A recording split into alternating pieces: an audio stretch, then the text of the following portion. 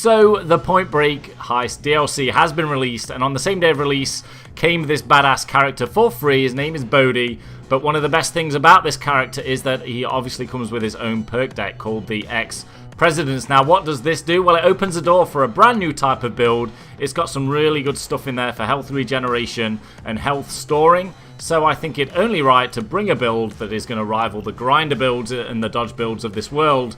And it really is Death Wish ready and going to kick some ass. So what we're going to do is, the usual thing with the builds, is we're going to take a look at it. But first off, we are going to go into the perk deck itself. And here it is. Here is the Ex-President's perk deck. Now, it is a little wordy and you can get lost in what it's saying, but it is pretty straightforward. Obviously, in every perk deck, you've got Helmet Popping, Blending In, Walk-In Closet, and Fast and Furious, but the ones that we're looking are the ones that surround all of those. So we'll start off in Point Break.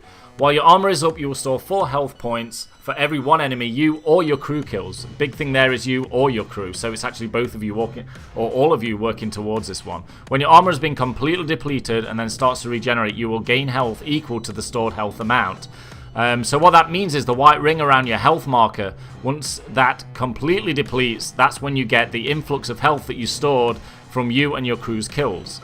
There is a maximum amount of health you can store, and all of these little calculations as we go through the perk deck are all shown in the armor section when we're choosing our armor. So we can take a look at what different armors, how they affect how much health that we can store. So next on this little list here is the Emerging Force. Now it increases the amount of health stored from kills by 4. There's no point adding these together. Like I said, when you do go into the armor section, it will show us a maximum amount of health that we will store based on the armor that we choose. Next up is Life of Ice. This increases the maximum health that can be stored by 50%. Of course, you get 10% more health there, and you actually get a nice little piece of dodge in there too. I think there was 10% dodge in this one too, and 10% more health. So that's always nice and decent too. We're going to skip over Walk-In Closet to Awakening Earth. Again, it increases the amount of health stored from kills by 4. So these are kind of tallying up, but like I said, we will go into the armor section and show what all this means. And you gain 20% more health, and of course you get a nice little 10% dodge increase, but you have to be wearing one of the ballistic vests, so that gives us some choice also. Fast and Furious is the same. Now the last one, Perfect Line. Killing an enemy speeds up your armor recovery time depending on how much armor you have. The more armor, the less recovery speed gained per kill. Armor recovery speed is reset whenever your armor recovers. And then, of course, you get the deck completion bonus where your chance of getting a high quality item during Payday is increased by 10%.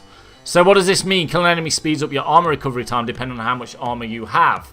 So if you have a lot of armor, what is it saying here? The more armor, the less recovery speed gained per kill. Oh, that's kind of straightforward, isn't it? So overall, a pretty technical perk deck. But when it's in action, you actually kind of get to grips with it pretty straightforward. Now then, let's go straight to the armor section. You see that I've got my good old character Bodhi here wearing his suit. But if we jump into this, we're actually going to see... Where do we go? Here we go, look. The maximum amount of health that can be stored from the Ex-President perk deck is 210. So when our crew and when we're killing and our armor is up, we can store 210 life points or health points. If we go to the ballistic vest, that actually drops down a little bit to 187, goes to 202 with the light ballistic vest, which makes this a viable option. Heavy ballistic vest goes down 180, 157, 142, and we don't have any skills that open up the ICTV, so we're not really going to be looking at that one. So the ones that I would actually use would be either one of these, but you can go with these if you want to get rid of some of that dodge. But I think the dodge is important in this build. That's why you can see I've got a low detection here. So keeping the suit in mind, let's go into the skills real fast. One thing to note that I am doing this build off, I think it's about 113 points, so I'm 7 off maximum. I will share with you what I would use. You'll see some staples in here that you normally would see in a build that I kind of sacrificed. Had nothing in Technician. I came slightly up the Enforcer tree here. I guess a couple of these I would like if I had the 7 points. But the meat and potatoes is here. Fugitive, what we're working with here. Hidden Blade, increase your melee weapon concealment by 2. We're looking for thick skin, steadiness by 10. And now this actually helps us with our armor if we do choose the ballistic vest, whether it's the light ballistic vest or some of the heavier ones. Of course, we want run and gun basic. We always want that in every build. Duck and cover, we're increasing dodge by 5% and then another 10% while we're crouching. Our little thing that we're going to take with us is, of course, the quick fix, the little FAKs, the first aid kits. So we're going to get the deployment time down by 50%, and then crew members that use your first aid kits take 20% less damage. And then we're just going to get one basic of the uppers to give us 7 total. We don't need all 14. We don't need to ace that. It's a lot of points.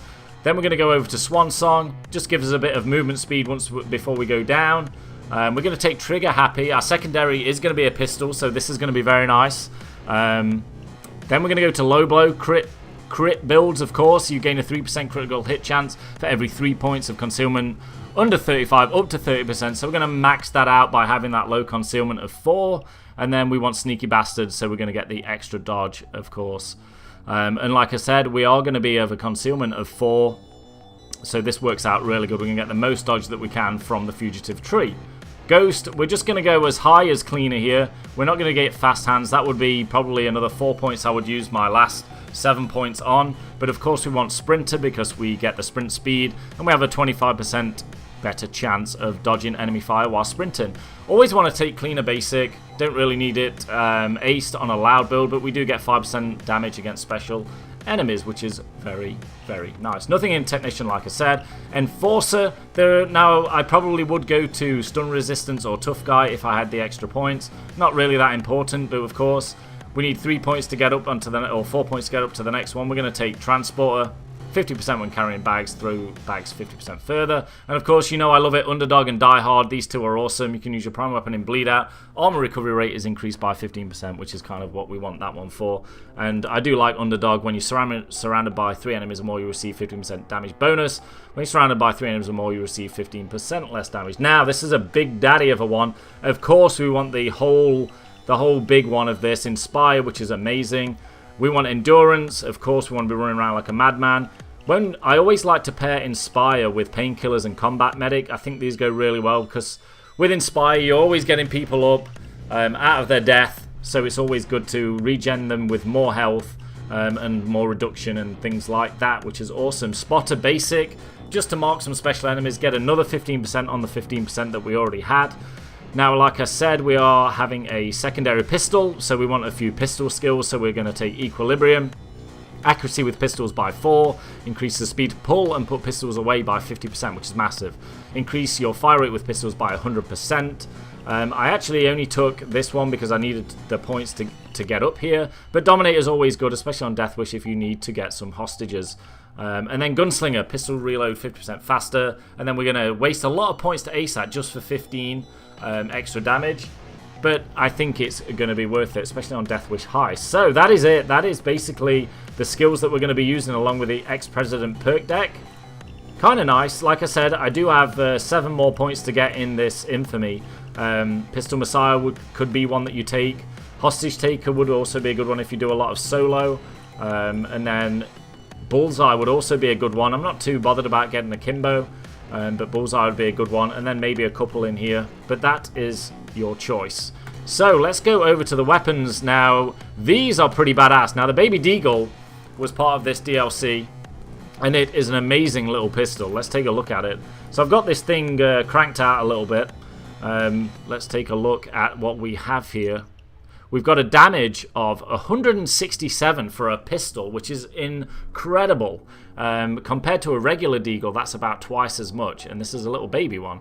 So what we do have on it here is a barrel extension, the IPSC compensator. We have the polymer flashlight, just to get that 4% stability. No grip yet, no lower receiver, and I put the little sight on because we get some more accuracy with that. But look at the stats. The accuracy got it up to 88, the stability up to 44, and the concealment is down to 26. But pretty badass when it comes to damage. Headshots with this are pretty decent. The size of the magazine and the total ammo is not too bad. So you could use different pistols, but this one has massive damage, so I really, really like it. And then for the primary, there's a few options with this. There's obviously the bows, the light crossbows. The grenade GL40 launcher is pretty badass with this.